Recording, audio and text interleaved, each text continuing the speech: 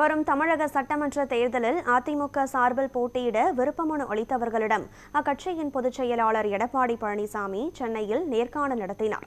தமிழக சட்டமன்ற தேர்தலில் அதிமுக சார்பில் போட்டியிட விரும்புவோரிடமிருந்து கடந்த மாதம் 15ஆம் தேதியிலிருந்து 23ஆம் தேதி வரையும், பின்னர் 28ஆம் தேதி முதல் 31ஆம் தேதி வரையும் விருப்ப மனுக்கள் பெறப்பட்டன.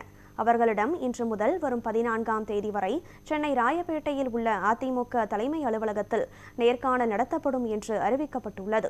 அதன்படி அதிமுக சார்பில் விருப்பமனு அளித்தவர்களிடம் அக்கட்சியின் பொதுச் செயலாளர் எடப்பாடி பழனிசாமி நேர்காணல் நடத்துகிறார். முதல் நாளான இன்று விருப்பமனு அளித்துள்ள கோவை, நீலகிரி, திருப்பூர், நாமக்கல், சேலம், ஈரோடு, கரூர், திண்டுக்கல் ஆகிய மாவட்டங்களை சேர்ந்தவர்களிடம் எடப்பாடி பழனிசாமி நேர்காணல் நடத்துகிறார்.